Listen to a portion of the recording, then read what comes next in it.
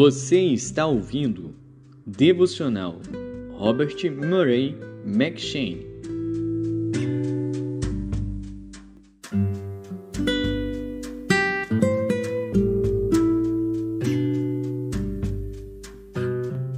Êxodo.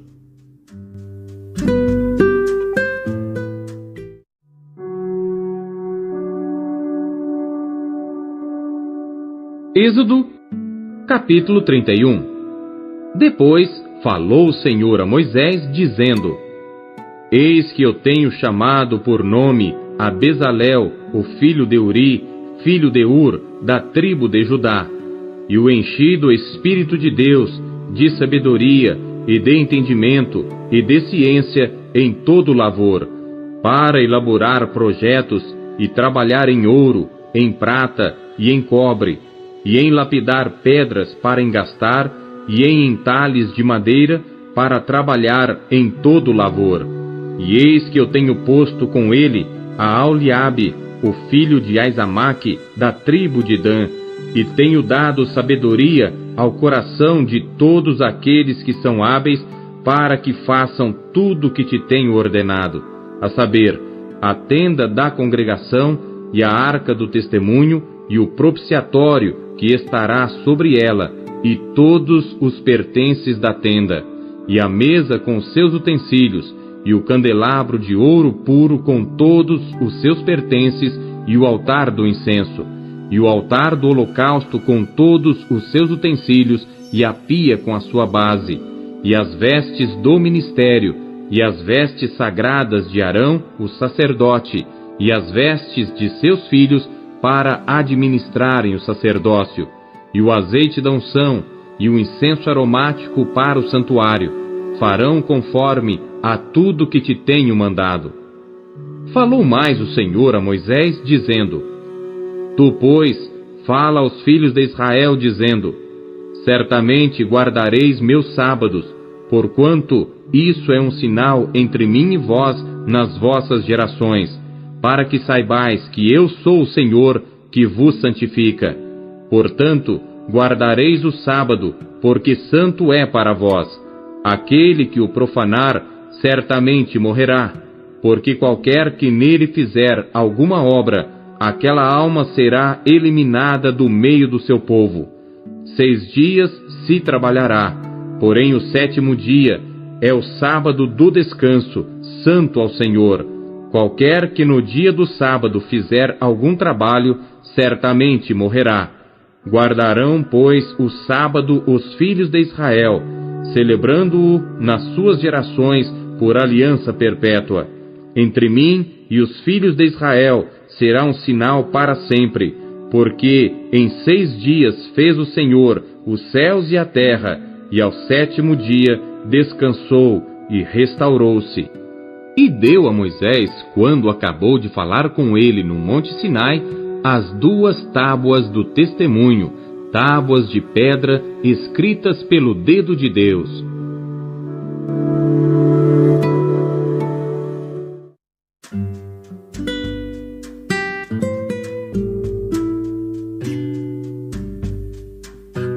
João.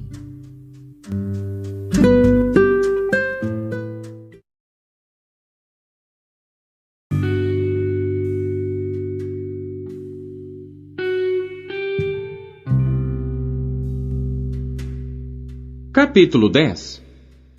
Na verdade vos digo, que aquele que não entra pela porta no curral das ovelhas, mas sobe por outra parte, é ladrão e salteador.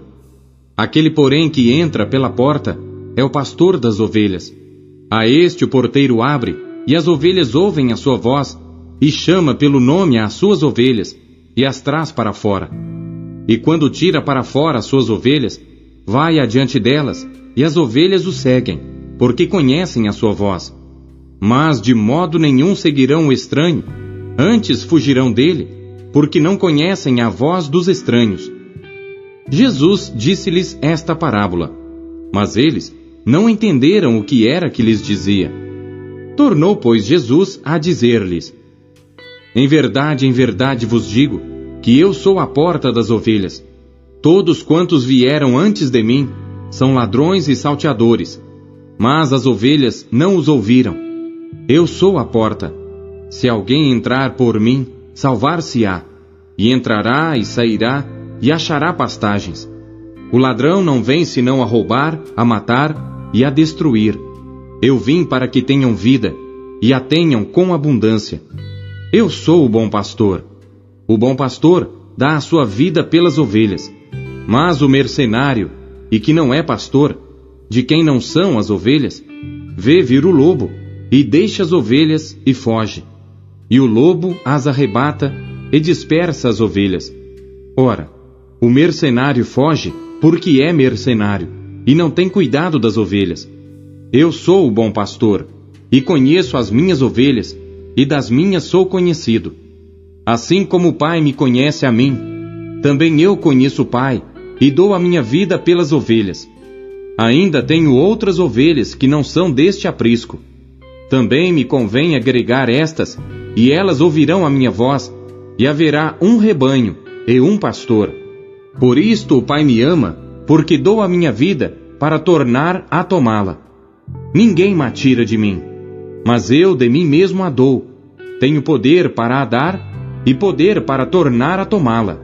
Este mandamento recebi de meu Pai. Tornou, pois, a haver divisão entre os judeus por causa destas palavras. E muitos deles diziam: tem demônio, e está fora de si. Por que o ouvis? Diziam outros: estas palavras não são de endemoninhado. Pode, porventura, um demônio abrir os olhos aos cegos? E em Jerusalém havia a festa da dedicação, e era inverno. E Jesus andava passeando no templo, no alpendre de Salomão. Rodearam-no, pois, os judeus, e disseram-lhe: até quando terás a nossa alma suspensa? Se tu és o Cristo, dize-no-lo abertamente. Respondeu-lhes Jesus: já vo-lo tenho dito, e não o credes. As obras que eu faço em nome de meu Pai, essas testificam de mim. Mas vós não credes porque não sois das minhas ovelhas, como já vo-lo tenho dito. As minhas ovelhas ouvem a minha voz, e eu conheço-as, e elas me seguem. E dou-lhes a vida eterna, e nunca hão de perecer, e ninguém as arrebatará da minha mão. Meu Pai que mas deu é maior do que todos, e ninguém pode arrebatá-las da mão de meu Pai.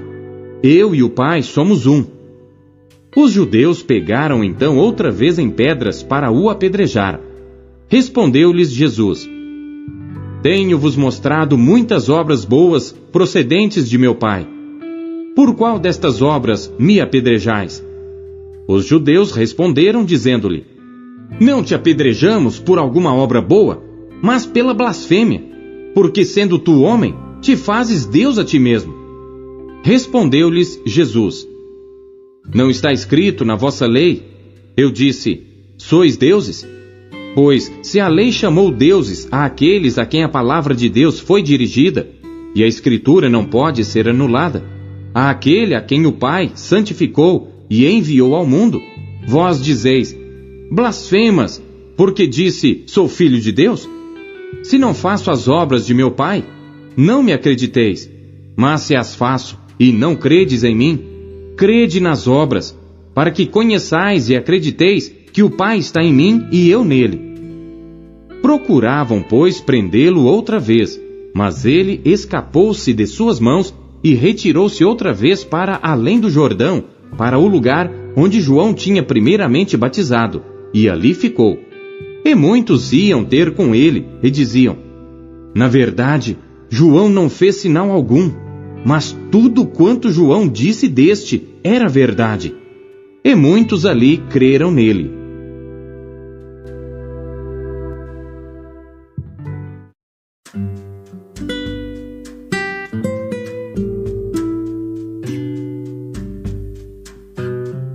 Provérbios.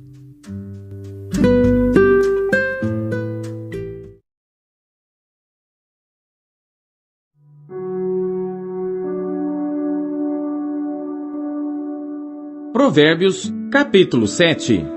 Filho meu, guarda as minhas palavras, e esconde dentro de ti os meus mandamentos. Guarda os meus mandamentos e vive, e a minha lei como a menina dos teus olhos. Ata-os aos teus dedos, escreve-os na tábua do teu coração. Dize à sabedoria: tu és minha irmã, e a prudência chama de tua parenta, para que elas te guardem da mulher alheia, da estranha que lisonjeia com as suas palavras. Porque da janela da minha casa, olhando eu por minhas frestas, vi entre os simples, descobri entre os moços, um moço falto de juízo, que passava pela rua junto à sua esquina, e seguia o caminho da sua casa. No crepúsculo, à tarde do dia, na tenebrosa noite e na escuridão. E eis que uma mulher lhe saiu ao encontro com enfeites de prostituta e astúcia de coração. Estava alvoroçada e irrequieta. Não paravam em sua casa os seus pés. Foi para fora, depois pelas ruas, e ia espreitando por todos os cantos. E chegou-se para ele e o beijou. Com face impudente lhe disse: sacrifícios pacíficos tenho comigo. Hoje paguei os meus votos. Por isso, saí ao teu encontro, a buscar diligentemente a tua face, e te achei. Já cobri a minha cama com cobertas de tapeçaria, com obras lavradas, com linho fino do Egito.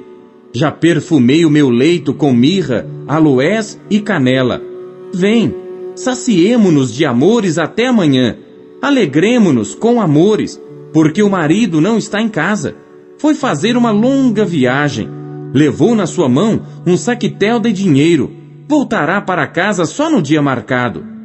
Assim o seduziu com palavras muito suaves e o persuadiu com as lisonjas dos seus lábios.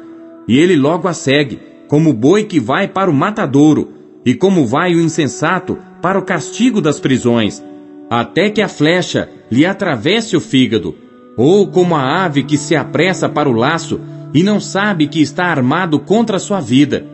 Agora, pois, filhos, dai-me ouvidos, e estai atentos às palavras da minha boca. Não se desvie para os caminhos dela o teu coração, e não te deixes perder nas suas veredas, porque há muitos feridos derrubou, e são muitíssimos os que por causa dela foram mortos. A sua casa é caminho do inferno, que desce para as câmaras da morte.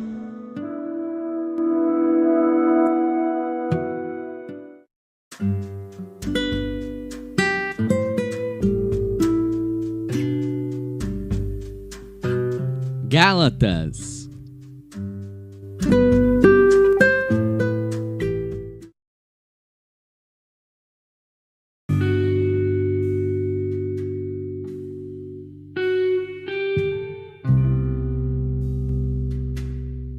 Capítulo 6.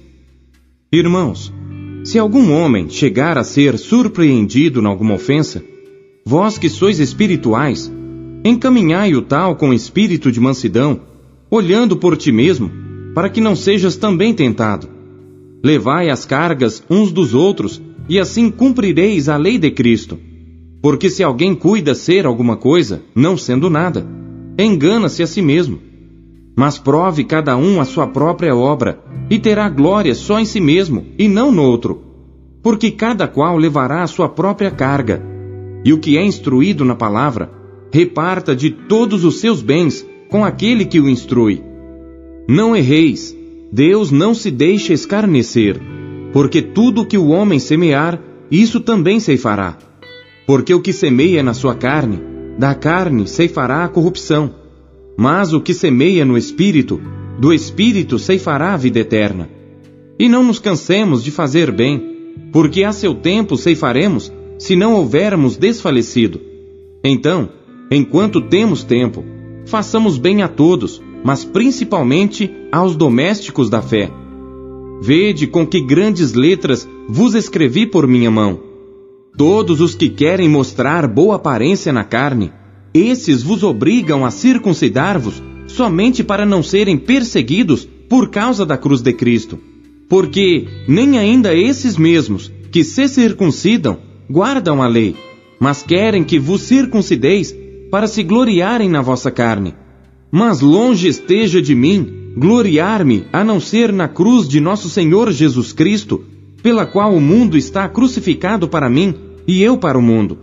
Porque em Cristo Jesus, nem a circuncisão, nem a incircuncisão tem virtude alguma, mas sim o ser uma nova criatura. E a todos quantos andarem conforme esta regra, paz e misericórdia sobre eles e sobre o Israel de Deus. Desde agora, ninguém me inquiete, porque trago no meu corpo as marcas do Senhor Jesus. A graça de nosso Senhor Jesus Cristo seja, irmãos, com o vosso espírito. Amém.